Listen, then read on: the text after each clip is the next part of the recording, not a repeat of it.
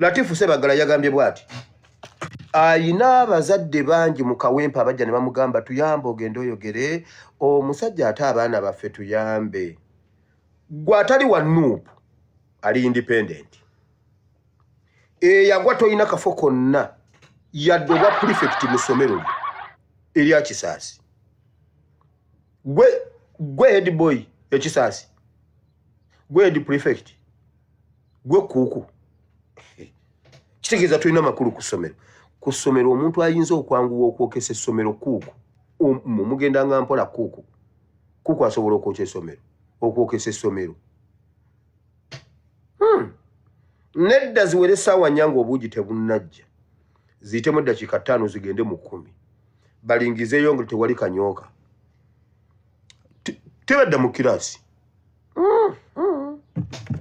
Headmaster oba olina kudduka mu toyi ne weekweka otherwise bakukuulamu empala abaana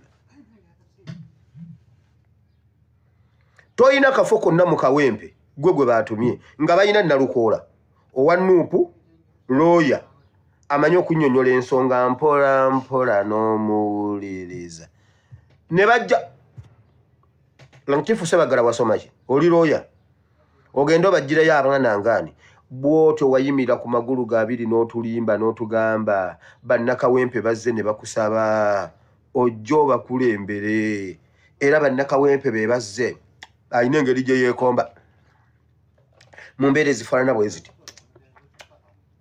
bannakawempe a few moments later Latifu tajjeewo kabonero Latifu bannakawempe abakutuma mizimu egitalunda bannakawempe ne bajja ne bakusaba bannakawempe baŋŋambye wamma si bya bibiina bino si bya kaadi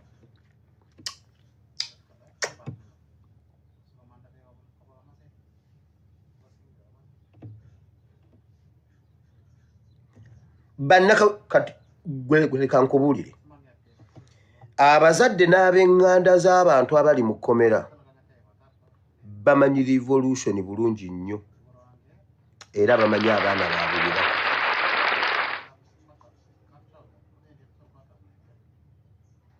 nedda gwe va wano ng'ogenda osinika ebinnyo obisinikire ku maama Machete gwe va wano ng'ozunga ogenda omusinikireko ebinnyo maama Machete ajja kukuwa levo ojja kakasa ngamba gwe Latifu mbeera ezifaanana bwezi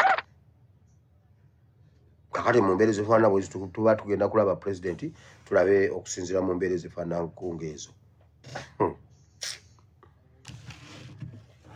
nabadde ndi awo nga zireeta Obo Yamuliyati bw'ova ku Obo Yamuliyati waliwo nkugambye buli omu ayogera gafula ayogera kiwalazima Munyagwa yagambye nedda abantu bazimunyo kakati bagenze Namibia abantu bennyini ate kati bagenze Namibia nga supiika abasayiningidde abaagala okujjako Museveni supiika yabasayiningidde bali ku trip e Namibia Munyagwa abeefudisa abaali bagenze okujjako Museveni era abajjako Museveni bwe mwagenda mu palamenti temwakola trip zonna mwaziga bwe baaba wange okugenda ku mirimu emitongole temwagendanga bwe mwagenda kitegeeza temwalinga ku mulamwa eno palamenti eriko ekyali eri enkadde exercise ze bakola zezeyakiri ekisanja ekikadde kati obavunaana ki nedda mwabeefudisi temwatambulanga ye yayogedde nabadde ndi awo nga zireeta bajjo nabagamba Museveni yakola tiimu egenda mwe mwogere byonna amaze okwogera mwogere nabadde ndi awo nga zireese bajjo Kyagulanyi andisappointinze nnyo no badde manyi agenda kuyogera ebintu ebiri n'otayogera ku sukaali naye bannaaye bajjo n'ogenda mu European Union n'ogenda mu Geneva Conference n'otayogera ku sukaali eyeekanamye sukaali yeekanamye omuntu akinywako sukaali n'otayogera senga wayogedde ku sukaali nze wali badde yogedde wasoose n'otegeera amakulu g'olu wategedde omutwe gw'olukiiko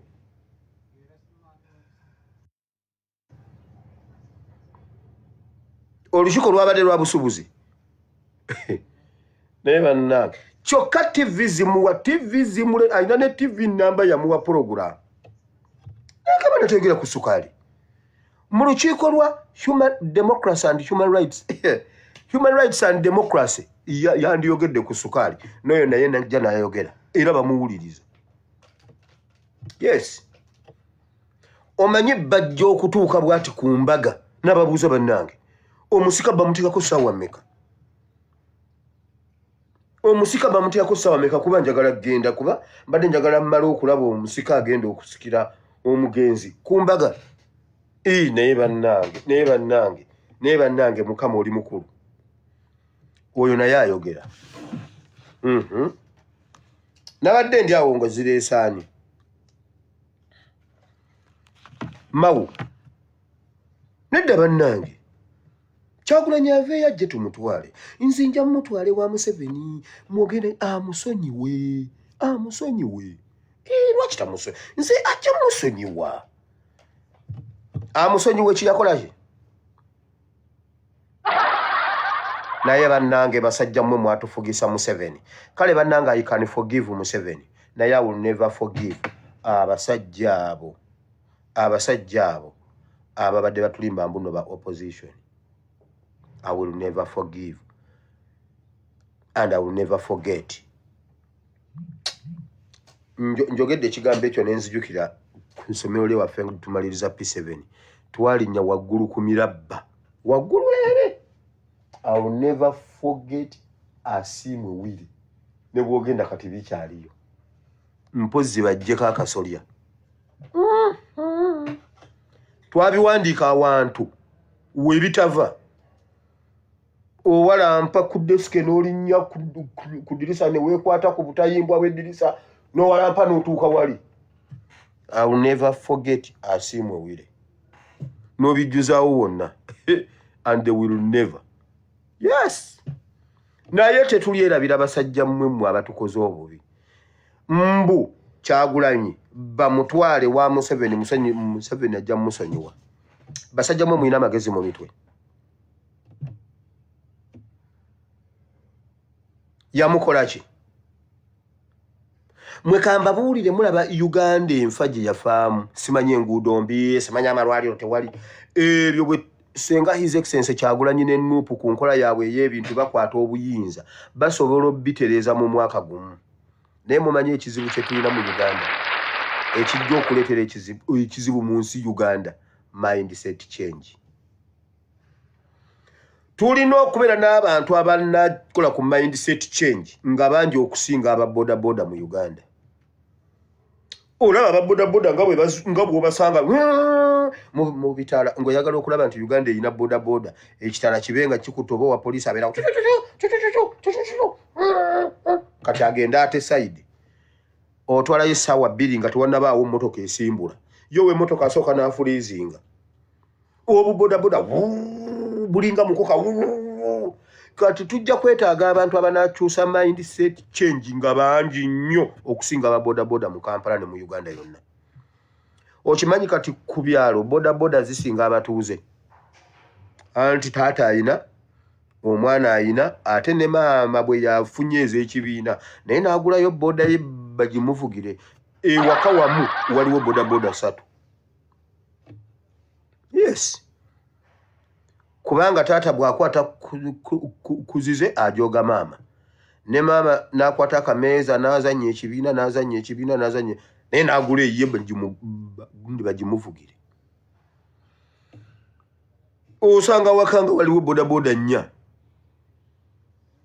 Kati omuntu abeera ne boda ku kyalo n'azunga n'amaliriza nga tafunyeyo omuntu n'omu gwavuga kuba buli omu yeevuga ku boda.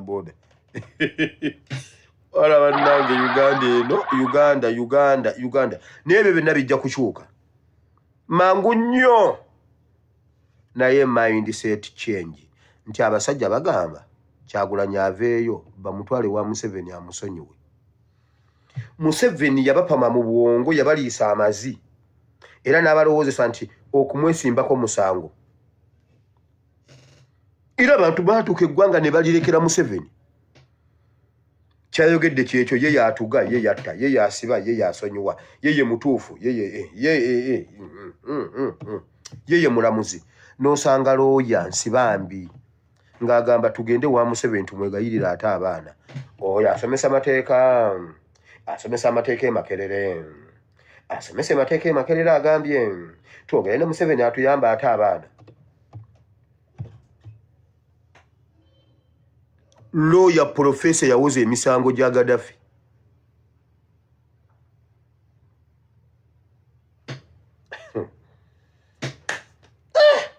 mindset change olonge kooti ziriwa mukoka yazitwala abalamuzi be bataliiwo kooti lwaki tezifunctioninga naye ate ye bajjo ye mwogezi w'okubimeza ow'omwaka yagambye no toyinza gendeyo notayogera ku shuga twala eri naawe Kyagulanyi leka tuswaza notayogera ku sukaali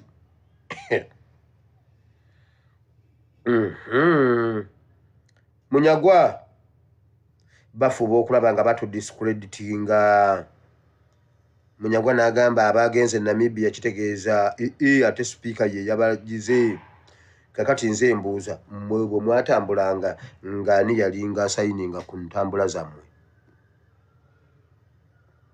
kyekyabalemesa okujjako Museveni bambi nga kibi how are you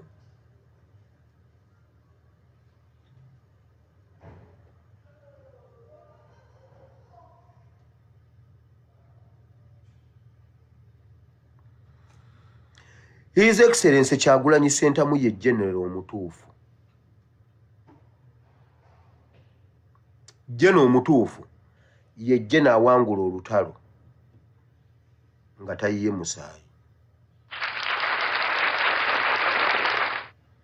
General omutuufu ye general awangula olutalo nga damage ntono nnyo. Oyo gwe bayita general. Genda yo kinoonya. Ani yakiwanduka ekyo ekitabo? Eyakola kooti eyo yani omusajja bamuyita ani? Gwanzu simenyi Zwanzu. General Zwanzu. Out of war.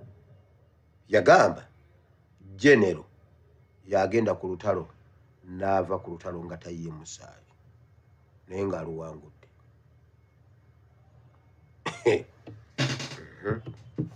Kale headless revolution Bannayuganda muwulire temugeza ni wabawo omuntu yenna abatiisa nti revolution tetambula. Revolution etambula okusinga ne bwe yali etambudde. Yes. Mujjukira ebigambo His Excellency bye yayogera olunaku lwe yali e Busiro East bye yagamba Walukagga. Ani abiraba kati? Muddeeyo mulabe ebigambo President bye yayogera ayina lwe yatusunirangako ne tutategeera. Yesu yayogeranga ebigambo n'agamba olumu yayogera n'agamba ng'ali ku yeekaalu e Yerusaalemi eyo n'agamba yeekaalu eno ngenda gimenya ngizimbire mu nnaku 3 nga yali ayogera ku mubiri gwe bo ne bagamba mbu nagenda mmenya ekizimbe ekyo ne bakiwandika ng'omusango gwe gumu kugwamuttisa bajjajjaffe baazimba yeekaalu myaka 40 ojja wano tumanyira manyira omwana ng'asusse gw'ogimenye mu nnaku 3 ate ogyezimbire mu nnaku 3 ogizeewo mu nnaku 3 nga yali ategeeza kufa na kuzuukira era ng'agezaako okukakasa nti ye yeekaalu ya Katonda omubiri gwe yeekaalu ya Katonda tebaabitegeera. His Excellency Kyagulanyi alina ebintu bye yajjanga ayogera naye ng'olina kati kutuula n'obirowoozaako n'oddamu n'omanya kye yali ategeeza ng'omaze okulaba kino n'ogamba yali tategeeza yeekaalu eri olwamaze okuzuukira mu nnaku 3.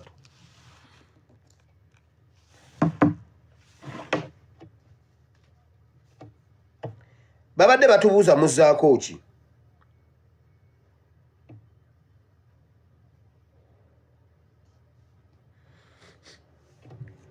babadde babuuza tuzzaako ki bye tuzzaako byo mubiwulira ate mujjukire guno omuzannyo guno gwe tulimu guno ogw'amatatu gwa gafula osala gafula Katana yakyogera luli n'agamba nedda biri step endala zonna kanoonye yali eyina deadline okusinziira ku Electoral Commission yali eyina gundi weekoma nga tulina okugoberera amateeka ga Electoral Commission nti campaign ziggalwawo nga 13 14 kuwummula 15 kulonda kitegeeza kanoonye okuva we yagambira eri paka nga 13 kanoonye paka nga 13 15 kalonde kakuume bakabbe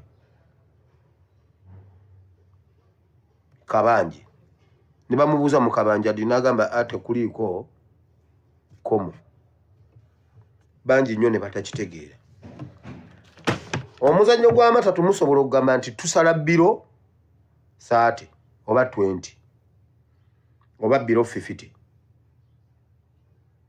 ate musobola okubanga musala gafula kati guno gwakabanje gafula omusajja omusala leero gafula ne bw'oba oyina 7 omuntu omusala gwe kyokola kiki ku making sure obala mpikize gwe kubeera na figa nto kati okuumembwa eziza zifulumye gwe okuumembwa okuuma ejjoka okuuma ekisanvu kati bw'olaba okendeddemu osigaze empiki ntonotono ziringa 6 n'omanya empiki 6 abadde agwa ku kinti teyina mutima ng'ojjamu kimasita ng'omusaba omutima ng'addamu agwa ng'omukuba embwa ya mutima ng'addamu agwa obwo si busatu ng'ojjamu kijjoka kino ekimyufu ng'omukuba kijjoka ng'agwa ng'alonda 5 bw'ogatako buli obusatu si gwe 8 ng'ojjayo ekisanvu ky'omutima ng'omusala oyo aba takyabala oyo aba takyabala nze amatatu nagaana okuzannya gano ag'ennamba yo simanyi meka simanyi 3 simanyi mbw'oyise nedda njagala kalabirwamu njagala kalabirwamu ntegeere ngambe okay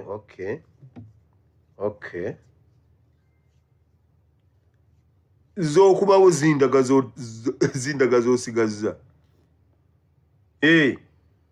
amatatu okubyekke y'amatatu kitegeeza okyalina amatatu oba okyagalina naye bw'ofulumya 3 y'amatatu bwe baba gaba gakuweddeko nkukwatira mu matatu oba ojja ggwa wansi batono nnyo ayinza okukuba batono nnyo ayinza okuzannya 3 y'amatatu ng'alinayo kke n'agisigaza abo baba batono wala Kyagulanyi Ssentamu oli musajja nnyo ate agenda basala gafula mwe labayo wano anti kusala gafula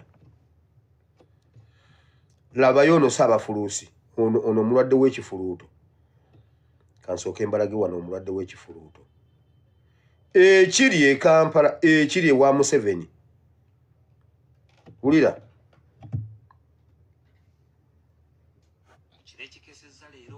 Parliament y'omukago gwa Bulaaya efulumizza ekiwandiiko ekiyita ako temukawulidde omubaka wa Uganda Brussels mu kiro ekikesezza leero Parliament y'omukago gwa Bulaaya efulumizza ekiwandiiko ekiyita omubaka wa Uganda Brussels okulabikako ng'ennaku za mwezi 23 omwezi guno abeeko byatangaaza obyeyoleka mu kalulu ka 2026 mu Uganda. Minisita Mubeezi avunaanyizibwa ku nsonga z'ebweru w'eggwanga Okero Oryem atutegeezezza nti minisitule y'ensonga z'ebweru w'eggwanga ne gavumenti okutwaliza awamu okukkiriza omubaka wa Uganda eyayisiddwa kugenda gye baamuyise. laba ambasada wa Uganda mu Europe oyo yakiikirira Uganda mu European mu Europe omulabye mwana nzaalwa yeggulu omulabye Whether I receive it or I don't receive it, I will not give it. It is not important. But what I'm telling you, it will not happen. My ambassador will not be appearing. To appear is to give Kyagulanyi the pleasure it will get credibility. It will be more noticed. For my ambassador to appear with him in any platform at all, be it in Uganda or outside Uganda, and then therefore my ambassador would not be appearing with him in any platform. The document is coming from European Parliament, not from Kyagulanyi. So what? So what? Okello Oryem agamba nti eky'omubaka wa Uganda okuyitibwa akyesigamizza ku bubaka obwafulumiziddwa Pulezidenti wa NUP Robert Kyagulanyi Ssentamu bw'agamba nti bwawuddisizza abazungu. This is an independent government ruled by the NRM government, by President Yoweri Kaguta Museveni, who just recently won election by over 70% vote support by the people of Uganda. Why should we be shaken by some? Kyagulanyi, this is not the first time Kyagulanyi has been to those people. Has it helped him? Was it there in 2022? Was there 2022? Did it help him? Asinzidde wano n'akakasa nti bo tebajja kukolera ku ntoli za Kyagulanyi era omubaka wa Uganda si baakumukkiriza kugenda gye baamuyise. My position as government of Uganda, we are not giving Kyagulanyi the pleasure of a Ugandan ambassador sitting next to Kyagulanyi at any platform. Kyagulanyi has committed treason. Is going to betray the good names of the people of Uganda to those bazungu out there. So we will not give the pleasure. Eyaliko omubaka wa Uganda mu mawanga agawerako ambasada wa Swabiriggwa agamba nti ensonga zino gavumenti teyandizitutte nga za lubalaato. EU ngamba nti parliament y'amaanyi nnyo, organization y'amaanyi nnyo, era ndowooza badde obiwulira be babadde banoonya ssente nga bafuna Ukraine ssente z'okulwanyisa. Kati bwewulira parliament eyo, parliament y'abantu kaŋŋame ensi 27. Kati ensi ezo si zennyini naffe zitukolagana nazo. Alina okuwabula kwawadde gavumenti ya kuno ku nsonga zino. Bwe tunyooma okuyitibwa kwa EU tuba tunyooma kinene nnyo. Naye nze nandibadde ndowooza singa nze mbaddeyo nandibadde mpa-advise gavumenti yange nti tuyinza okusaba okwogera mu foramu endala eya EU naye nga si foramu ya parliament, naye okugaana obugaanyi nze nga yali ambasada emyaka emingi ennyo nandibadde ngamba sikyandibadde kituufu oba kirungi, kubanga batukolako nnyo ebintu bingi nnyo, batuwa ssente nnyingi nnyo nga Uganda, EU yokka. Akakasa nti yadde Uganda nsi eyeetengeredde, Bulaaya ekyasalawo bingi ku nsonga za kuno. Gamba nti balina impact, kubanga balina impact ku budgets. Ssente zibandigambe zigenda kuyamba Uganda, bayinza nga tetujja kuzibawa. Bwe kituukaawo n'okukola trading biba bizibu nnyo, kubanga bafreezinga ssente zaffe zonna mu nsi zonna za Europe. Kwegamba tetwandibazanyisizza. Joseph Seruwoza, BBS Terefayina, ageesigika. Omwezi 22 omwezi ogwa January 2026 okuva mu Parliament ey'omukago gwa Bulaaya oba guyite European Union ogutuula mu kibuga Brussels ekya Belgium kyasaba gavumenti ya kuno okwanukula ku kwemulugunya okwatwalibwayo Kyagulanyi Ssentamu Robert nga Kyagulanyi yakyessa ku gavumenti ya kuno nti etulugunya bannabyabufuzi abagivuganya. Olukangaga lw'ebyokuteesebwako ku bbalaza mu Parliament ya Bulaaya, ambasada wa Uganda mu mukago gwa Bulaaya Marjam Blackso yalina okusooka mu ddiiro ku ddeka alondoola ebyokulonda mu mukago gwa African Union, COMESA ne IGAD nga bonna boogera ku byava mu kalulu ke twakamaliriza. Kyokka gavumenti ya kuno egamba nti kikafuuwe okulabikako mu lutuula lwa palamenti luno, era omuwandiisi wa minisitule ey'amawanga g'ebweru Vincent Bagire Waiswa bwe tumutuukiridde ku lukomo lw'essimu ategezezza nti gavumenti si yakukiikirirwa.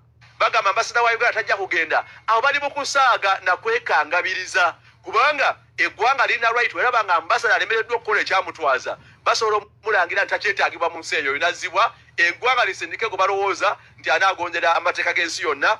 Munnamateeka era munna NUP George Musisa agamba nti singa gavumenti tekiikirirwa mu buntu waakiri baanukule mu buwandiike. Baabayise boogere si Samuel kuba eri parliament si kooti naye baabayise era nga babayita olaba bayita ne bagenda ne mu conference obuteekeddwa zi NGO ate kakati olwo eno parliament.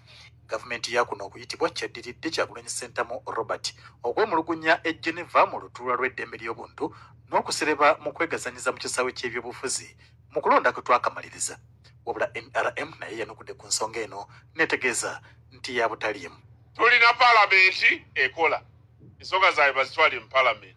Tulina akakiiko k'abannamateeka aka Human Rights Commission songa zaabwe bazitwale eyo oba sinakindi batwale mu civil society ng'olukiiko lw'abannaddiini oba okwekubira enduulu mu kooti z'eggwanga kubanga ndaba bangi batera okugendayo era ne bafuna mpuliriza ennungi. Kyokka bannamateeka abamu bagamba nti bannansi bwe batandika okuddusa ensonga z'eggwanga okuziropa mu mawanga g'ebweru kabonero akalaga obutaba na bwesige mu nkwata ya nsonga munda mu ggwanga. Kiraga nti tebakyayisiga nnyo ebibeera mu Uganda oba ekitongole ekiramuzi ekya Uganda kubanga tuze nga tulaba mu biseera ebingi abamwa abasibe bwe babakwata nga babalumiriza okubeera mu buvuyo okusinga aba supporters aba opposition babatwala mu kooti naye kooti tulaba nti tezisobodde okuwulira egyo emisango mu bwangu nebasalira emisango oba nebata kati n'olwekyo omuntu abeera mu opposition aba atya nnyo ntayinza obutafuna obwenkanya mu kooti zino ezaffe eza Uganda. Anakiikirira NUP mu lutuula lwa palamenti luno naye tannamanyika obanga kyaddaaki. Kyagulanyi Ssentamu Robert pulezidenti w'ekibiina kino anaakoma okuwulira ku nsiko ne yeeyoleka okubeerayo mu buntu oba anaakiikirirwa abantu abalala. Abakulu mu kibiina bwe tubabuuzizza ku nsonga eno bwe bati bwe batuwanukudde. Tetwagala tusaba okulula ekintu kyonna bannayuganda bayinde balabe. Kyemmanyi tejja kubayo omuntu ku lwa NUP ateeka ensonga za NUP ku mmeeza. Walugembe Josephat Richard Olwenyi NBS Amasangicha. Bagamba ti Yesu yafadda naye ffe tugamba ti owaffe mulamu muwulira mu European Union muwulira wonna wonna muwulira mu Human Rights muwulira mu Geneva muwulira mu Uganda muwulira ku Kavuule muwulira munawona muwulira wulira Dombo iyi lwaki atagenzeeyo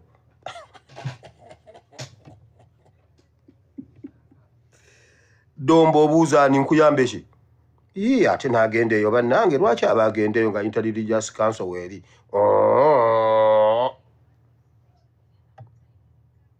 tubayambe tutya era oyo Museveni tasaaga ate onoomuwaabirawa a few moments later bagambye tebajja kugendayo ate abatuufu ki temugendayo muli batuufu mwawangula akalulu mwakwata bayeekera bakuyise jangu bwennyonnyoleko jangu otunyonnyole kyali kitya lwaki temugendayo nedda temugendayo nakugamba Museveni kati ogenda gendayo oba togenda gendayo byonna bitukolera gwe togendayo olabe oba gendayo olabe nedda njagala ogendeyo olabe oba njagala oleme kugendayo olabe nabagamba nyine ebintu wano byenjoga nemuga ate pastor ekyoyogedde kyaki tewandikyogedde kuba kati omusajja Museveni takyatusobola weewaawo teri naayinza kumulokola mu mukono gwaffe geza olinyeyo mu European Union oba geza oleme gendayo olabe era mmwe abali abantu abasobola okugendayo mu buliwo muwandiike ebipande mugambe nti Museveni yagambye muyina omululu gw'ebyobugagga yina ebyobugagga by'omutaka ajja bibawanga bw'abadde abawa bulijjo ensonga muzitemereko ettaka naye ku luno mutuwa obwenkanya bannange muwandiike ebintu ebyo mmwe mu luzungu mwe mubize mu luzungu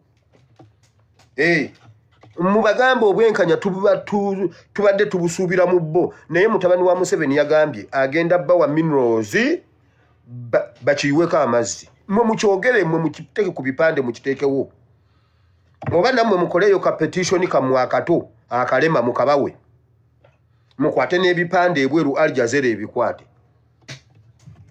nedda njagala Museveni mugendeyo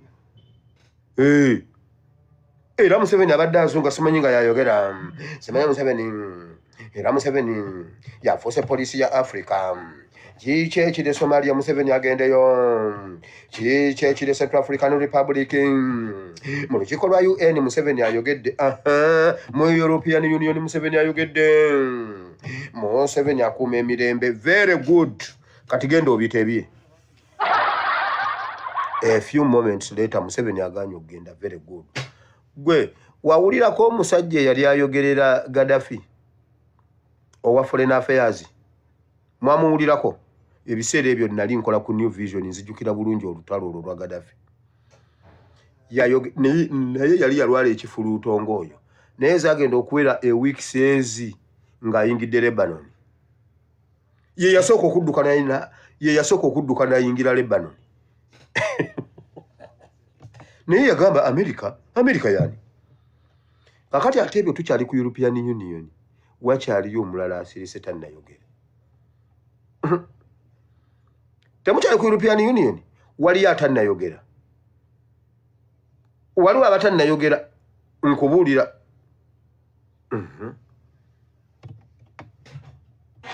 Nabagambye muhooza ayina obusugu ebyo mulaba ayogera simanya awemula ebyawa n'ebyawa nedda wemula gwe wemula. Basajja mmwe odi opposition muli babi. Mwatugamba Museveni yatugamba mbu Besigye yali ayagala mutirimbula mbu nno ng'agula helicopter egobe ya Museveni mbwe gisange egikuba akabazzi. Naye Museveni ne Besigye omwana Besigye ne bamukwata okuva e Nairobi ng'alina n'emmundu ne batamutwala waka kugira kwaza waka.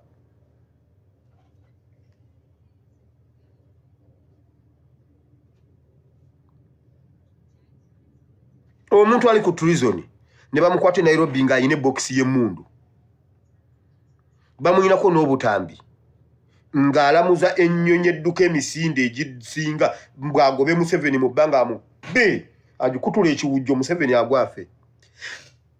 Ne bamuleeta n'ebizibiti ne batagenda wakakwaza kiki ekiri e Kasangati. Waayiswa bamututte waka ne bayaza. Waayiswa bamututte waka saawa zibadde ziizo n'ekitundu ne bayaze waayiswa waliyo ebizibiti bye batutte.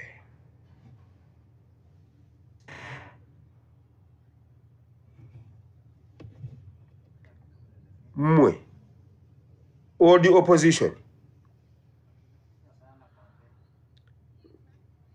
NUP erina abantu abali ku treason tobabala. Lwaki Agulanyi ne bakwata ono treason buli gwe bakwata ne batwala eka ne bamuwaza. Besigye ne bamukwata n'Obedi Lutale aba Semujju Nganda ne batamukima. Lukwago deputy we ne batamukima.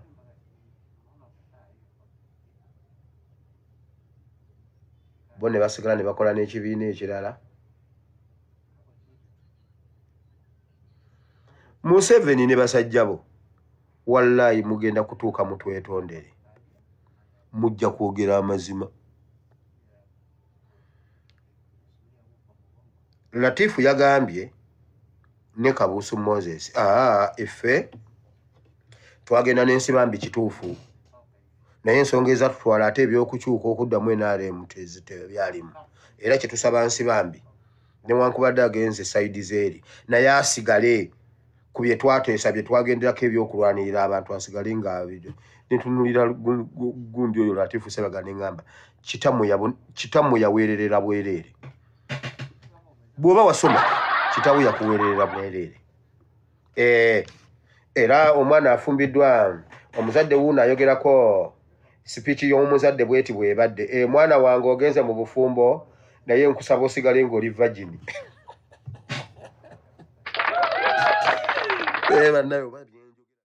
Baali b'amaanyi ng'ensi batya. Twalowoozanga nti oba oliawo be basajja abagezigezi be tusobola okwebuuzaako naffe mu nsonga z'ebyobufuzi.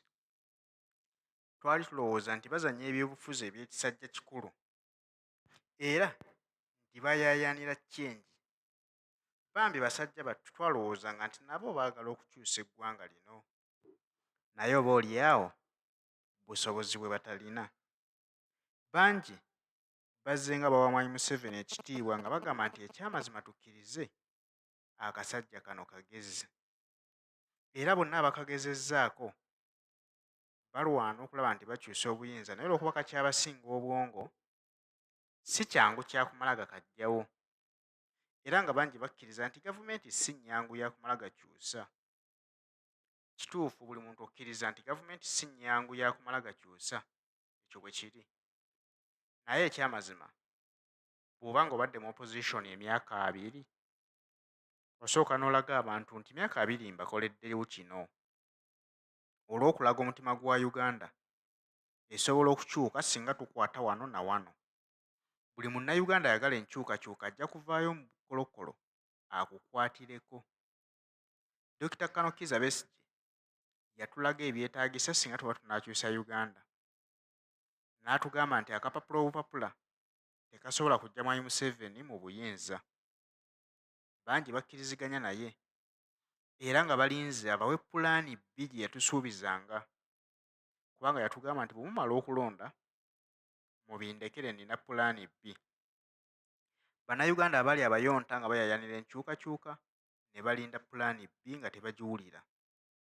Ekyabajja enviiri ku mutwe ke kalulu akaddako okutuuka, ate bagenda okulaba ajjayo empapula kwewandiisa kuvuganya mu kalulu kennyini ke yatukkirizisa nti akapapula tekasobola kujjako Museveni. Tulindewo pulaani B. Ne tutandika okubuusabuusa embeera z'omukulu, era bangi baagambanga nti kati omuntu alazeewa. Kitegeeza nti ye Museveni anatufuga paka lwalifa, wamma essuubi lyabaggwa. Paka Kyagulanyi Robert Ssentamu lwajja n'atugamba nti oyo omukulu tabamenya. Byazze ng'akola abadde ayambibwako bali mu opposition. Nze munneegatteko, ffe tugoberere mateeka na bwenkanya, mumanye nti eggwanga lino si lyange, temulwanirako Kyagulanyi, wabula mwerwanirira nga bannayuganda. Mu nkola y'awagali awamu ge galuma ennyama, bwe tukwatira wamu nze nammwe, olwo omusajja tumusobola. Okuva Kyagulanyi Ssentamu lwe yajja mu byobufuzi, ekyamazima politikisi we taddirirangako. Era na buli munnayuganda akulaga nti kakati agoberera ebyobufuzi kigere ku kigere. Kino kye kisinza okweraliikiriza Museveni nga bagamba nti Kyagulanyi Ssentamu ayonoonya ebyobufuzi by'eggwanga. Lwa nsonga abuzaabuza abavubuka nga bawe essuubi eritaliiyo. So nga ate n'abavubuka bwe bavaayo bamwebaza bamugamba, musajja watuyamba weebale tuzibula maaso. Watulaga abalala bye batatulaganga. Era kati Kyagulanyi Ssentamu waakutte, balaba nti ekintu waakiri alinako waakituusizza, kakati batandise okumuvumirira nga bagamba lwaki akolagana n'abazungu. Ayagala kutabangula ggwanga lyaffe alikwasa emikono gy'abazungu? Twebuuzeemu, Mwami Museveni emyaka gy'abadde mu buyinza abadde takolagana n'abazungu? Singa si kolagana kwe n'abazungu, singa Uganda ebanjibwa ssente z'ebanjibwa olwaliro ezo zonna empitirivu obungi? Nanti buli kizibu ekituukawo addukira mu bazungu mu mpole eyo njazizza. Mumpe eyo nnina kino, bwe muzimpa mbawaamu kino kye tugenda okubageiningirako. Ye atakolagana n'abazungu, ebyobugagga by'eggwanga bimalira mu bazungu. Kitegeeza nti akusinga kkubya gw'okutte. Kati bwe batuuse awo nti Kyagulanyi Ssentamu atusinzizza ensumika. Bannaffe tebabirowoozaako nti kisoboka. Kyagulanyi n'akirowooza, kakati bwe yakirowooza entebe eddala agitwala.